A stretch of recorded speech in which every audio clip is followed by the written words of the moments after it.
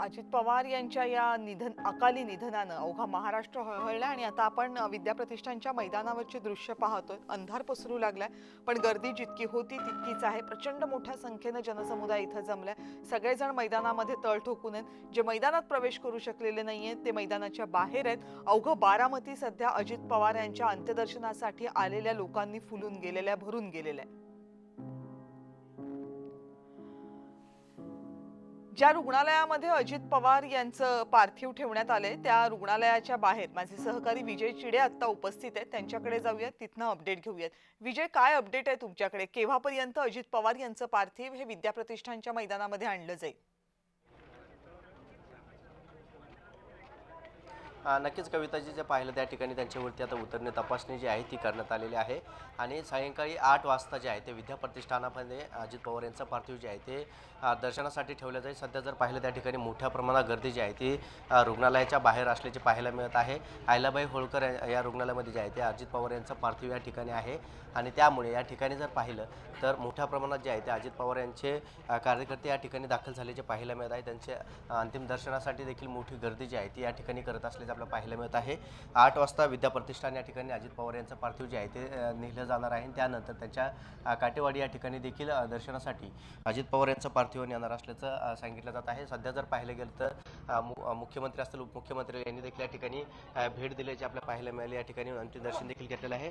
उद्या सकाळी 11 वाजता जे आहे ते अजित पवार यांचं त्यांच्यावरती अंत्यसंस्कार जे आहे ते देखील करण्यात येणार आहे. सध्या जर पाहिलं गेलं तर त्यांचे समर्थक जे आहे ते मोठ्या संख्येने या ठिकाणी असल्याचे पाहायला मिळत आहे. अत्यंत भावुक वातावरण जे आहे ते या ठिकाणी असले पाहायला मिळत आहे. अजित पवार यांचं शेवटचं दर्शन घेण्यासाठी जे आहे ते या ठिकाणी नागरिक जे आहे ते देखील आलेच आपल्याला पाहायला मिळतात. कविताजी, अजून किती वेळ जाईल साधारण अजित पवार यांचं पार्थिव इथून विद्याप्रतिष्ठानच्या मैदानापर्यंत नेण्यात? या संदर्भात काही अधिकृत माहिती देण्यात आलेली आहे का? नक्कीच पाहिलं गेलं तर 8 वाजता विद्याप्रतिष्ठान या ठिकाणी त्यांचं पार्थिव जे आहे ते नेण्यात येणार आहे. त्या ठिकाणी मोठ्या प्रमाणात जे आहे ते गर्दी देखील झालेली आहे. त्यांच्या दर्शनासाठी त्या ठिकाणी पार्थिव ठेवण्यात येणार आहे. तब्बल 2 तास ते 2.5 तास जे आहे त्या ठिकाणी पार्थिव त्यांचं ठेवण्यात येणार आहे आणि त्यानंतर त्यांचं पार्थिव जे आहे ते त्यांच्या मूळ गावी देखील हलवण्यात येणार असल्याची माहिती त्यांच्या नातेवाईकांनी दिलेली आहे. मात्र सध्या जर पाहिलं तर या ठिकाणी जे आहे ते रुग्णालय तर त्यांचं पार्थिव आहे त्यांच्यावरती उतरणे तपासणी देखील या ठिकाणी झालेली आहे आणि रुग्णालयाबाहेर जे आहे ते देखील समर्थकाची मोठी गर्दी देखील या ठिकाणी असल्याचं आपल्याला पाहायला मिळत आहे. 8 वाजता जे आहे ते त्यांचं पार्थिव या ठिकाणाहून आता विद्याप्रतिष्ठान या परिसरामध्ये नेणार असल्याचं सांगितलं जात आहे. मात्र सध्या जर पाहिलं गेलं तर मोठ्या संख्येने जे आहे ते नागरिक या ठिकाणी आहे आणि 8 वाजता त्यांचं पार्थिव जे आहे ते विद्याप्रतिष्ठानामध्ये नेलं जाणार असल्याचं आता सांगितण्यात आलेलं आहे. कविताजी, किती अंतर आहे साधारण अहिल्यानगर रुग्णालय ते विद्याप्रतिष्ठान? नक्कीच कविताजी, जर पाहिलं तर या ठिकाणून प्रतिष्ठानचा आणि अंतर जो आहे तो जवळपास या ठिकाणाहून 2 किलोमीटर असल्याचं पाहायला मिळत आहे. आणि आता सध्या आपण बघू शकतो अजित पवार यांचं पार्थिव जे आहे ते देखील आता या ठिकाणून घेण्याची तयारी जी आहे ती काढण्याची तयारी जी आहे ती देखील या ठिकाणी सुरू असल्याचं आपल्याला पाहायला मिळत आहे. या ठिकाणी तयारी जी आहे ती देखील केलेली आहे, कारण या ठिकाणी समर्थक जे आहे ते देखील मोठ्या संख्येने होते. मात्र या ठिकाणी पाहिलं तर त्यांच्या कुटुंबातील देखील या ठिकाणी दाखल होते. पार्थ पवार असतील, इतर नेते असतील ते देखील या ठिकाणी होते. त्यामुळे आता या ठिकाणून ते बाहेर निघत असलेत आपल्याला पाहायला देखील मिळत आहे. या ठिकाणी अजित पवार अमर रहे अमर अशी घोषणा जी आहे ती देखील या ठिकाणी केली जात आहे आणि थोड्याच वेळामध्ये जे आहे ते अजित पवार यांचं पार्थिव जे आहे ते देखील आता या ठिकाणाहून बाहेर नेले जाणार असल्याचं सांगितलं जात आहे. माझ्यासोबत काही नागरिक देखील आहेत, त्यांच्याशी आपण बोलण्यापर्यंत काय सांगाल आज थोड्या वेळामध्ये अजित पवार यांचं? नाही, दादाचं आठवण आम्हाला फार येलं आहे. आम्ही सोलापूरहून आलेलं इथं.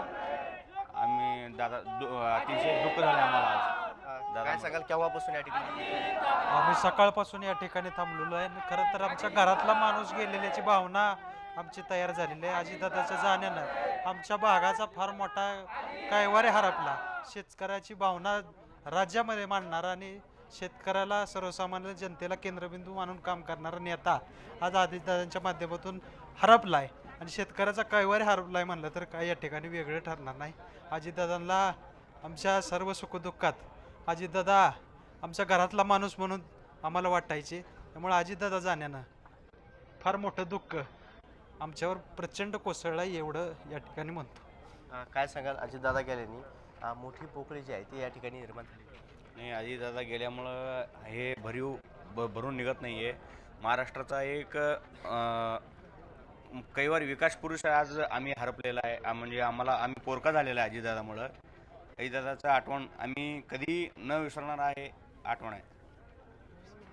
नक्कीच जर पाहिलं गेलं त्या ठिकाणी जे आहे ते मोठ्या संख्येने जे आहे ते नागरिक असल्याचे पाहायला मिळत आहे आणि अजितदादाचं जाण्याने मोठं नुकसान देखील या महाराष्ट्र लांबसुद्धा आहे, पण ती धावपट्टी राहिली एकीकडे आणि जवळजवळ मला वाटतं धावपट्टीच्या खाली 20-25 फुटापेक्षा खाली ते विमान जे आहे त्याने ते उतरवलं आणि तिथली जी भिंत जी असते आपल्या सर्वसाधारणपणे विमानतळाची दगडी त्याला ते धडकलेलं आहे असं मला तरी वाटतं. त्याच्यामुळे ताबडतोब झालेलं आहे आणि ते सगळं बघितल्यानंतर त्या विमानाचे जेवढे तुकडे झालेले आहेत माणसांचे काय झालं असेल कल्पनासुद्धा करता येत नाही.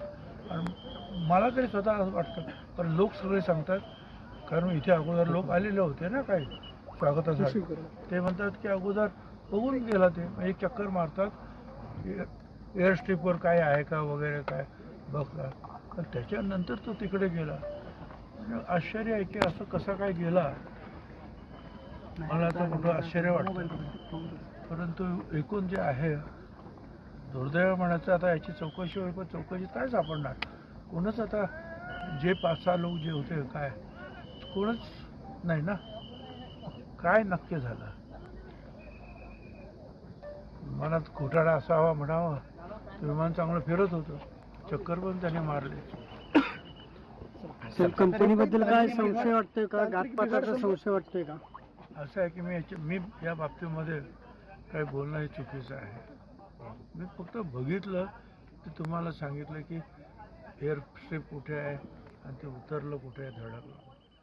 बाकीच्या ह्या सगळ्या गोष्टी मंत्री छगन भुजबळ यांनी घटनास्थळाची, ज्या ठिकाणी विमानाला अपघात झाला त्याची पाहणी केली. त्यांचं म्हणणं असं आहे की जर काही वेळापूर्वी हे विमान आकाशात व्यवस्थित गिरट्या घालत होतं तर मग या विमानाचा अपघात कसा झाला याबद्दल प्रश्नचिन्ह आहे. मात्र तुम्हाला काही संशय आहे का असं विचारल्यानंतर त्यांनी असं मी काही सांगू शकत नाही, कारण मी जे पाहिलं, मी जे लोकांकडनं ऐकलं तेवढीच माहिती तुम्हाला दिली असं म्हटलं.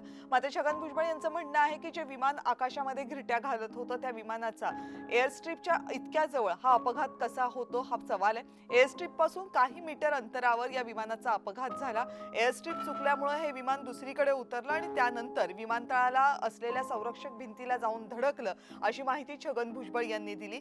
या विमान अपघातामध्ये विमानाची जी अवस्था झालेली आहे ती पाहता त्या विमानामध्ये असलेल्या प्रवाशांचं काय झालं असेल याची कल्पनाही करता येत नाही अशी भावनाही छगन भुजबळ यांनी व्यक्त केली.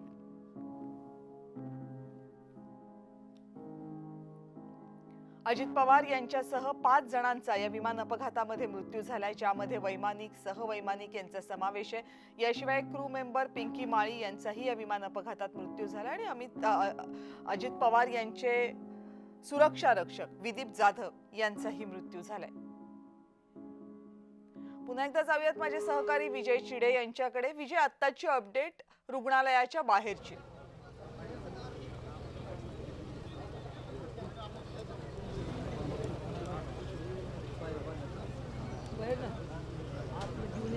विजय, माझा आवाज आपल्यापर्यंत पोहोचतोय? आपण पुन्हा एकदा प्रयत्न करूयात म्हणजे सहकारी विजय चिडे यांच्यापर्यंत पोहोचण्याचा, जे रुग्णालयाच्या बाहेर आहेत. विद्या प्रतिष्ठानपासून काही अंतरावर असलेले हे रुग्णालय आहे, ज्या रुग्णालयामध्ये अजित पवार यांचं पार्थिव सध्या ठेवण्यात आलंय. इथूनच हे पार्थिव विद्या प्रतिष्ठानच्या मैदानावर नेलं जाईल, तिथं अंत्यदर्शनासाठी हे पार्थिव ठेवलं जाईल आणि त्यानंतर रात्री हे पार्थिव काटेवाडीला नेलं जाईल. काटेवाडी हे पवार कुटुंबियांचं मूळ गाव आहे, अजित पवार यांचं मूळ गाव आहे. तिथं हे पार्थिव काही काळासाठी नेलं जाईल आणि पुन्हा एकदा सकाळी पार्थिव विद्या प्रतिष्ठानच्या मैदानावर आणलं जाईल. कारण मोठी संख्या आहे कार्यकर्त्यांची, नेत्यांची अजित पवार यांच्या पार्थिवाचं अंत्यदर्शन घेण्यासाठी. सगळेजण सकाळपासून बारामतीमध्ये आलेले आहेत अजित पवार यांचं अंत्यदर्शन मिळावं यासाठी. या सगळ्यांना व्यवस्थित अंत्यदर्शन घेता यावं यासाठी प्रयत्न सुरू आहेत. मात्र या संदर्भातली कोणतीही अधिकृत माहिती सध्या दिली जात नाहीये. सुरुवातीला हे सांगितलं गेलं होतं की 5 वाजता पार्थिव अंत्यदर्शनासाठी बारामतीच्या विद्या प्रतिष्ठानच्या मैदानावर आणलं जाईल. मात्र अजून तरी आता आता जवळपास 6:45 वाजलेले आहेत. हे पार्थिव अंत्यदर्शनासाठी आणलेलं नाहीये. 8 वाजेपर्यंत कदाचित हे पार्थिव विद्याप्रतिष्ठानच्या मैदानावर अंत्यदर्शनासाठी आणलं जाईल. तिथं सध्या उपस्थित असलेले लोक त्यांचं अंत्यदर्शन घेतील आणि त्यानंतर हे पार्थिव काटेवाडीला नेलं जाईल आणि तिथून ते पुन्हा एकदा विद्याप्रतिष्ठानच्या मैदानावर अंत्यसंस्कारासाठी आणलं जाईल अशी माहिती आहे.